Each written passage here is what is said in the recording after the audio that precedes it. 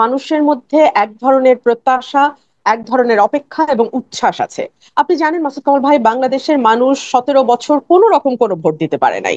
So এত বছর পরে একটা নির্বাচন হবে, সেটার যে একটা আমেজ চারপাশে থাকার কথা, আমরা কিন্তু সেই আমেজ এখনো লক্ষ্য করছি না। যদিও ডক্টর মোহাম্মদ ইউনূস স্পষ্টই বলেছেন যে ফেব্রুয়ারির মধ্যেই নির্বাচন হবে, এবং ফেব্রুয়ারি প্রথম এক সপ্তাহ, প্রথমে বলেছেন প্রথম দিকে, তারপরে বলেছেন রমজানের আগেই নির্বাচন হবে, দ্বিতীয় মানে মধ্যভাগের মধ্যে নির্বাচন হয়ে যাবে। কিন্তু মানুষ কিন্তু এই কথাটি বিশ্বাস করছে না।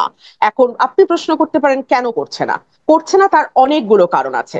আপনি জানেন যে সংস্কার একটি চলমান প্রক্রিয়া, যেটা নিয়ে রাজনৈতিক দলগুলো দফায় দফায় বসছে, ঐক্যমতে পৌঁছবার চেষ্টা করছে। কিন্তু অনেকগুলো ব্যাপারে তারা যেমন একমত হয়েছে, আবার বেশ কিছু ব্যাপারে তাদের মধ্যে অনৈক্য খুব স্পষ্ট। এবং কোন কোন পলিটিক্যাল পার্টি যদি সেই অনৈক্যকে পুঁজি করে নির্বাচনটিকে পিছিয়ে দেওয়ার চেষ্টা করে, তাহলে সেখানে খুব একটা অবাক হবার কিছু থাকবে না। আমি আপনাকে আরো খোলাখুলি বলি। ফর এক্সাম্পল, জামাত পিআর পদ্ধতির নির্বাচন চাইছে, এনসিপি এখনো নিবন্ধন পায়নি। কিন্তু অন্যদিকে ডক্টর মোহাম্মদ ইউনূস নিজেই ঘোষণা করেছেন এনসিপি তার দল, তার দল বলতে তিনি একটি দল তৈরি করতে বলেছেন ছাত্রদের, যার ফলশ্রুতিতে এনসিপি গঠিত হয়েছে। এবং এনসিপির সঙ্গে ডক্টর মোহাম্মদ ইউনূসের যে ঘনিষ্ঠতা, সেটা এখন নতুন করে আর বলবার কিছু নাই। কিন্তু এনসিপির নিবন্ধন এখনো হয় নাই। আবার জামাত চাইছে পিআর পদ্ধতি। নির্বাচনটি কিভাবে হবে সেটা নিয়েও কিন্তু এখন পর্যন্ত খুব ঐক্যমতে আসা গেছে এটি বলা যাবে না। আপনি যদি গ্রাউন্ড রিয়ালিটির কথা চিন্তা করেন, মাঠের পরিস্থিতির দিকে তাকান, আপনি দেখবেন এমন একটা দিন যায় না যেদিন কোথাও না কোথাও কেউ না কেউ মবের মাধ্যমে কিংবা কোনো না কোনো ভাবে, মানে পলিটিক্যাল হত্যাকাণ্ড, কিংবা আইন শৃঙ্খলা পরিস্থিতি, ব্যবসায়ীরা টাকা পয়সার জন্য হত্যাকাণ্ড কোথাও না কোথাও হচ্ছে। অর্থাৎ আইন শৃঙ্খলা পরিস্থিতি যতটুকু স্মুথ হলে একটা নির্বাচন বাংলাদেশে হতে পারে। আমি কখনোই আশা করবো না বাংলাদেশের আইন শৃঙ্খলা ইংল্যান্ডের মতো বা ফিনল্যান্ডের মতো বা পশ্চিমের দেশগুলোর মতো হবে। তবে বাংলাদেশের মানে মানদণ্ড অনুযায়ী একটা নির্বাচনের আগে আইন শৃঙ্খলা পরিস্থিতি যেমন হওয়া উচিত তেমন না। আজকে স্বরাষ্ট্র উপদেষ্টা বলেছে যে ঢাকায় মব কিছুটা কমলেও, যদি উনি মব জাস্টিস শব্দটা বলেছেন, এই জাস্টিস শব্দটা নিয়ে আমার ভীষণ আপত্তি আছে, আমি জাস্টিস বলবো না। এই হুম। মবের সহিংসতায় ঢাকা কিছুটা কমলেও ঢাকার আশপাশে এবং দেশের অন্যান্য জায়গায় মব কিন্তু চলমান আছে। সো মানুষের মধ্যে যে একটা ভীতি, একটা আশঙ্কা, এগুলো দূর হচ্ছে না। এবং নির্বাচন যত এগিয়ে আসতে থাকবে, তত কিন্তু আইন শৃঙ্খলা পরিস্থিতি নিয়ন্ত্রণ করা কঠিন হয়ে যাবে। আমি আপনাকে আরেকটা বাস্তবতা বলি। ধরুন, জামাত আর এনসিপি কে যদি আমরা একপাশে সরিয়েও রাখি, মোটামুটি 300টা আসনে, প্রতিটি আসনে বিএনপির 5 থেকে 10 জন নেতা আছে যারা নমিনেশন প্রত্যাশী।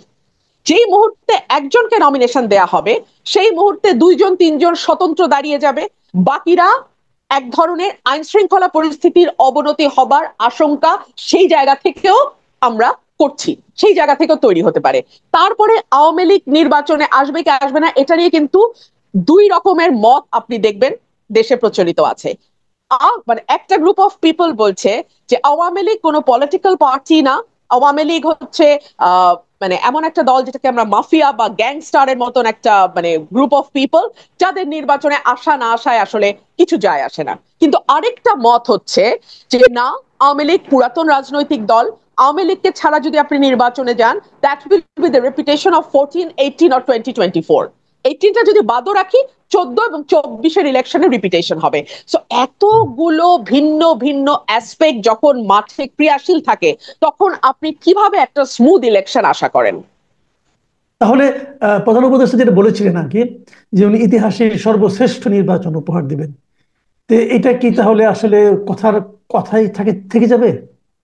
আপনি দেখুন, আমি আজকে লক্ষ্য করছিলাম যে অন্তত পক্ষে সরকারের তরফে 4 জন, আমি যদি ভুল না করি, 2 জন উপদেষ্টা এবং 2 জন সরকারের নীতি নির্ধারণী মহলের, তারা বারবার কিরা কসম কেটে বলতেছে ফেব্রুয়ারিতেই নির্বাচন হবে। কোন দল কি বলল, কোন দল নির্বাচনে আসলো বা না আসলো, তাতে কিচ্ছু যায় আসে না।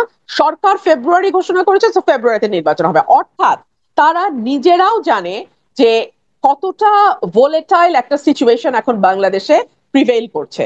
তারা নিজেরাও কিন্তু খুব একটা কনফিডেন্ট না যে কেমন ইলেকশন, বাট তারা রিপিটেডলি কথাটা বলছে। আপনি মাসুদ ভাই যখন একটা কথা বারংবার বলবেন, তখন ওটা আপনার নিজের প্রতি আস্থাহীনতারই একটা বহিঃপ্রকাশ। না হলে একই কথা আসলে বারবার বলার দরকার নাই। এবং বাংলাদেশ বিশ্বের সম্ভবত অল্প কয়েকটা দেশের একটা, যেখানে নির্বাচন আসলেই অবাধ, সুষ্ঠু, নিরপেক্ষ, স্মরণকালের সবচেয়ে ভালো, জীবনে এত ভালো ইলেকশন কোনোদিন হয় নাই, আমরা পৃথিবীর শ্রেষ্ঠ ইলেকশন দেব, এই সব উদ্ভট এবং বাজে কথা নির্বাচনের আগে যুক্ত করা হয়। আরে ভাই, নির্বাচন মানেই তো free, fair, inclusive and neutral হওয়ার কথা। তো এটাকে আবার এতগুলো বিশেষণ দিতে হয় কেন? আমি তো এটাও বুঝি না। আচ্ছা, আপনি আরেকটা কথা বললেন যে এই এনসিপি কে আপনি বললেন যে এটা ডক্টর ইউনূসের দল। আচ্ছা, ঠিক আছে, হতে পারে এনসিপি দল, কিন্তু ইদানিং কি আপনি খেয়াল করছেন যে এনসিপি কিন্তু ডক্টর ইউনূসের ব্যাপারেও বেশ মানে শুনতে ভালো শোনায় না এই ধরনের শব্দ উচ্চারণ করে কিন্তু ইউনূসের সমালোচনা করছেন, যে ডক্টর ইউনূস ভুল জায়গায় সেজদা দিয়েছেন না কি করেছেন এগুলো বলছেন।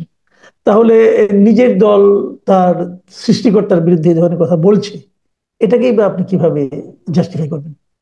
এখানে দুটো বিষয় হতে পারে। যেহেতু শুরু থেকেই এনসিপি কে কিংস পার্টি বলা হচ্ছে, শুরু থেকেই আমি এনসিপি কে রাজার দল বলি। কিংস পার্টির চেয়ে আমার কাছে রাজার দল কথাটা বেশি পছন্দ, তো আমি তাকে রাজার দল বলি। তো তাদের এক ধরনের পারসেপশন ক্রিয়েটের ব্যাপার আছে যে না, আমরা রাজার দল না। এই যে দেখুন, আমরা রাজাকেও সমালোচনা করি, কিন্তু আপনার বা আমার অভিজ্ঞতা কি বলে, টকশোতে যখন আমরা বসি, এনসিপি যিনি রিপ্রেজেন্ট করছেন, তিনি এনসিপি কে যতটা রিপ্রেজেন্ট করেন, গভর্নমেন্টকে তার চেয়ে কোনো অংশে কম রিপ্রেজেন্ট করেন না। সো এই যে একটা পারসেপশন তৈরি হয়েছে, যেটা রাজার দল, সেটা ডক্টর ইউনূসের কথা থেকে এবং এনসিপির আচরণ থেকে, সেটা ভাঙবার একটা চেষ্টা হয়তো নির্বাচনের আগে তারা করতে চাইছে। এক, অথবা যেটা হতে পারে সেটা হচ্ছে রাজার সঙ্গে তাদের এতদিন যে সুখের সংসার ছিল, সেই সংসার সম্ভবত ততটা সুখের এখন আর নাই। কারণ আমরা রাজার উপদেষ্টা, মানে অর্থাৎ পারিষদদের, মন্ত্রী পরিষদ সদস্যদের, অন্যান্য উপদেষ্টাদের বলতে শুনছি যে এনসিপি যাই বলুক না কেন, রাজা যেহেতু নির্বাচন ফেব্রুয়ারিতে বলেছেন, তো নির্বাচনটি ফেব্রুয়ারিতেই হবে। এখনো কিন্তু এনসিপির নিবন্ধন হয় নাই। সুতরাং এনসিপির জন্য অত্যন্ত চ্যালেঞ্জিং হয়ে যাবে ফেব্রুয়ারির আগে, নির্বাচনের আগে, তাদের সমস্ত শর্ত পূরণ করে একটা মানে রেজিস্ট্রেশন পাওয়া। সো এই সকল কিছুর বিবেচনায় রাজার সঙ্গে বনিবনা না হওয়া, তারা প্রথম দিকে যেরকম দাপট এনজয় করেছে, যেরকম যাচ্ছে তাই কথা বলা, যাচ্ছে তাই আচরণ করার এক ধরনের প্রচ্ছন্ন সমর্থন তারা সরকার থেকে পেয়েছে। না হলে তো উপদেষ্টাদের পিএসরা কোটি কোটি টাকা বানাতে পারতো না। না হলে তো উপদেষ্টাদের পিতারা এলাকায় এলাকায় মব রাজত্ব কায়েম করতে পারতো না। এবং দেখেন আপনি, এই মব রাজত্ব কায়েমের কথা গণমাধ্যমে আসার পরেও এখন পর্যন্ত আমি দোষী নির্দোষ সরিয়ে রাখি, একটা ন্যূনতম ইনভেস্টিগেশনও হয় নাই। তো আপনি আমাকে বলেন, মানে এই দল রাজার দল না হলে আর কি, তারা এখন যেই পারসেপশনই ক্রিয়েট করার চেষ্টা করুক না কেন। সো এই দলটি হয়তো এখন প্রথম দিকে যেরকম প্যাম্পারিং পেয়েছে, বাংলাদেশের সেনাবাহিনী যেটা আমাদের স্বাধীনতার সার্বভৌমত্বের প্রতীক, সেই সেনাবাহিনীকে তারা কোন ভাষায় অ্যাটাক করেছে আপনার নিশ্চয়ই মনে আছে। সেনাবাহিনীর আহ একজন মেজরের ফ্যামিলি সম্পর্কে যে ধরনের বাজে কথাবার্তা তারা ফেসবুকে দিয়েছে, এটা কোথাও হয় না মাসুদ কামাল ভাই, পৃথিবীর কোথাও হয় না। সেনাবাহিনী প্রতিটি দেশের স্বাধীনতা সার্বভৌমত্বের প্রতীক। এটাকে যখন আপনি কটাক্ষ করবেন, এটাকে যখন আপনি হেয় করবেন, তখন আপনি কিন্তু বাংলাদেশের স্বাধীনতা সার্বভৌমত্বকে প্রশ্নের মুখে ফেলে দেবেন। জি, আরেকটা প্রসঙ্গ, এটা খুব রিসেন্টলি হয়েছে। আমি মানে এটা আলোচনা হচ্ছে, আমি সম্ভবত এটি আমাদের শেষ প্রশ্ন। সেটা হলো যে বিভিন্ন দূতাবাস থেকে একটা মানে মৌখিকভাবে নির্দেশ গিয়েছে যে রাষ্ট্রপতির ছবি নামিয়ে ফেলতে হবে, কিন্তু এই ব্যাপারে কোনো প্রজ্ঞাপন হয়নি, মৌখিক নির্দেশ গিয়েছে এবং এটা অনেক জায়গায় পালন করা হচ্ছে। তো আবার এটা দেখলাম যে আমাদের দেশীয় রাজনীতিবিদরাও এটাকে একভাবে সাপোর্ট দিচ্ছেন। আপনি যে দলের সঙ্গে যুক্ত সেই দলের একজন নেতা বলেছেন যে তারা বোধহয় নো পোর্ট্রেট নীতিতে অগ্রসর হচ্ছে।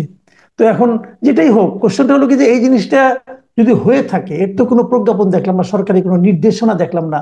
এটা কি মৌখিক ভাবে হয়, অথবা এভাবে কি হওয়া উচিত? রাষ্ট্রপতি কি ব্যক্তিটা ইম্পর্টেন্ট না চেয়ারটা ইম্পর্টেন্ট? এই বিষয়গুলো নিয়ে কিন্তু অনেক জায়গায় আলোচনা হচ্ছে।